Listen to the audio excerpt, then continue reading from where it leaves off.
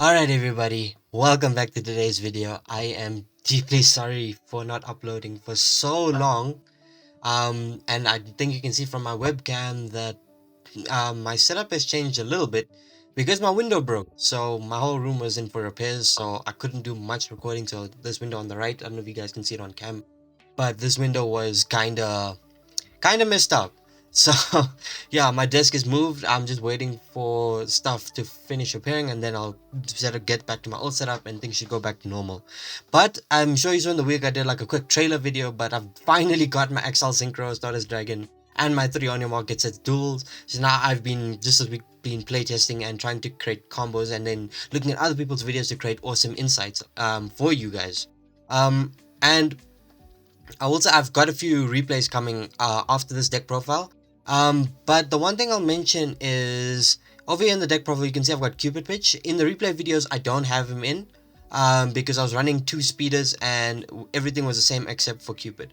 But while I'm playtesting, I've realized that I don't really feel confident playing without Cupid Pitch. Cupid Pitch does so much for me, and the problem I had was there was a few problems with clogging, right?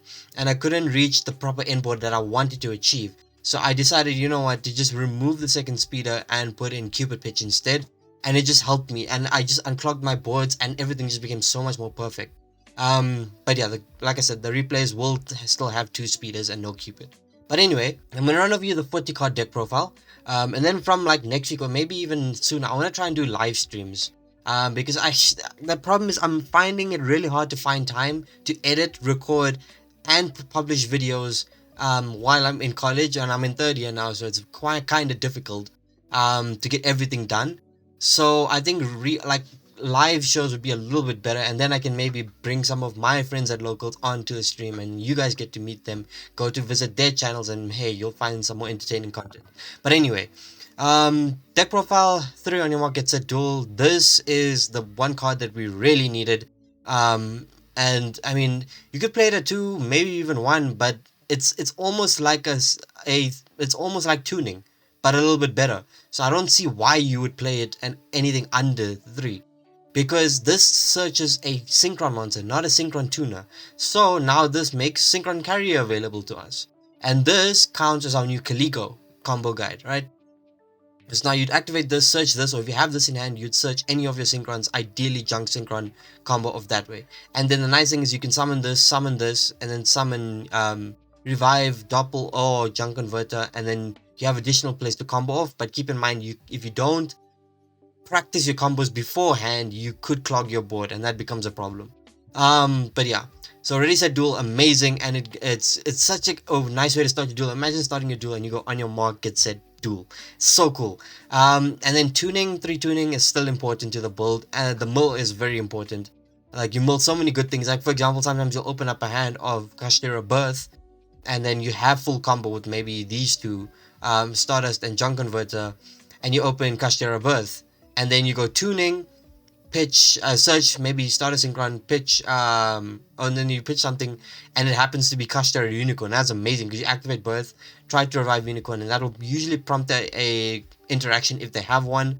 And then from there you can use it as an additional material to synchro summon. So amazing stuff. So there's a lot of synergy with that. Synchro Overtake, the best spell in the deck by far. The one thing I am a little like iffy on right now with Synchron is we've got this amazing like lineup of cards. The deck does brilliantly. It's consistent, and we're getting new stuff which kind of blows the deck out of the water. But the one thing the deck is missing, the one thing that I think will take this deck from bottom of Rogue to like one of the most played Rogue decks, or even a meta contender, is if we had a 1-card starter.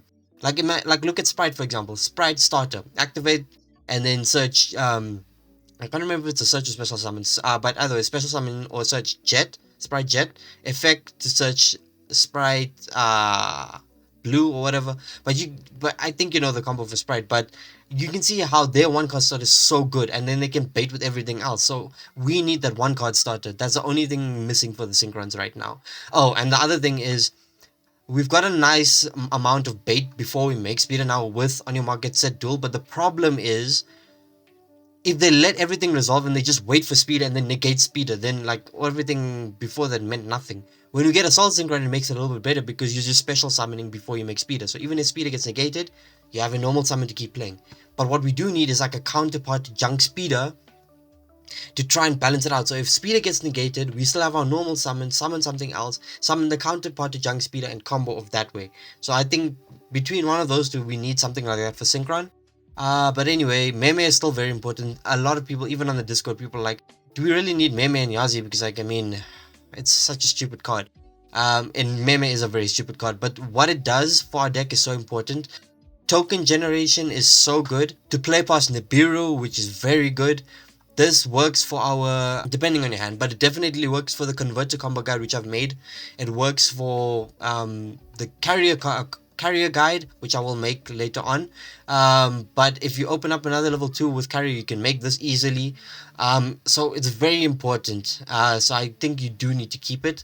And yeah, Kashira Unicorn, I use it as, it's so good. It's good as bait. If they don't interact with it, you combo off and you use it to ideally make a Baron before you make speeder, or if you make speeder and they don't interrupt it, then you can use this as additional resources to help you bring out bigger synchros like while you're comboing off. So it's more resources for you to use. And then obviously the bird, which is the search target. Illumination, Rota, Foolish, and Callby. There's just like your toolbox you need to have. And in the hand trap segment, I never want to play hand traps in pairs of 3 because it's nice to be able to have it at 3 and know you're going to draw it. There's a good chance of you drawing the card you need. But with my luck, I always draw multiples and I never like that. So I always play it in 2s. So 2 Ash, 1 Imperm, 1 Veiler. The reason why this is this way instead of 2 Imperm is that Veiler works very well with Converter. Same with Ash, so you can send them to the grave, search, junk, synchron, and combo. So you want to have as much hand trap tuners to work with. Nib, the rock is the rock. It's so good. And then a pointer. A pointer is brilliant. Oh, you're drawing so much of Hyper Librarian. If you're drawing a pointer, it's a brilliant card. Set it. You try and rip stuff out of your opponent's hand. It's really good. So it protects your board. And then the synchron lineup. Much has stayed the same. Like, I mean, like outside of this, which I've mentioned already. Herald is still there. Accel is still there. Junk Warrior, Speeder. I wish I could have double Speeder.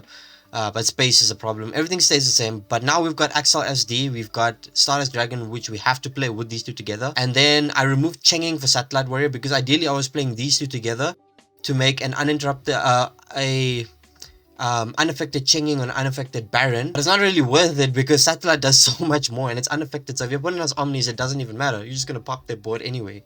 They can't even judgment this. It's so good. So Satellite is bringing back Satellite to the bowl, I think, is the best option, and I've seen So 37 has done the same thing. So I think it's fair to say that it's the correct choice. And then the side deck, Night Beam, Harpy's Feather Duster. This is just for trap tricks, spell heavy decks, or back row heavy decks. And so this just deals with that. And then to add to this, we've got two anti-spell and 2 royal decree. So depending on what matchup you go against, if it's a heavy back row spell deck or if it's branded, you just anti-spell them. If it's trap tricks or labyrinth or eldritch, royal decree works really well. Gravity Collapse, you always side in going first because you just end it turn immediately. Like if you draw this with the synchro, it's really good. And then Dog shit is so good going second. You just gain life points. So even if you can't combo on like going second, you would have had enough life points for them to not be able to kill you on that turn. So hopefully you draw into the right resources on the following turn, and then you can combo off. Gamma is just here for if I have a towers that Crystal Wing can't out. Because I see some players like Mr. 37 is not running Crystal Wing anymore, which is quite sad. But he's made it work, so kudos to him, dude. But for me, I can't play without Crystal Wing. Is so good. It beats over a lot of things. Dragoons just outs Dragoons so easy. But there are things that Crystal Wing can't beat over. Especially if it's a rank monster. If it's a Link or a Xyz, Crystal Wing won't work here. So, and if you can't out it, Gamma is or a Kaiju is your only out. For me at least. And then 2 Lance here because Kashtira and any other banished deck, we just say no to them. And then Bishul because we are going to see a few branded players, so this just gives us more advantage because the whole deck is most likely like light and dark. So you for free resources, this plus this equals Baron, and then you can make a projected speed and play. So there's very good utility with Baldric. You could run DD Crow if you want to, so but that's that. That's the deck profile. I've rambled on enough. Let me just show you the replays.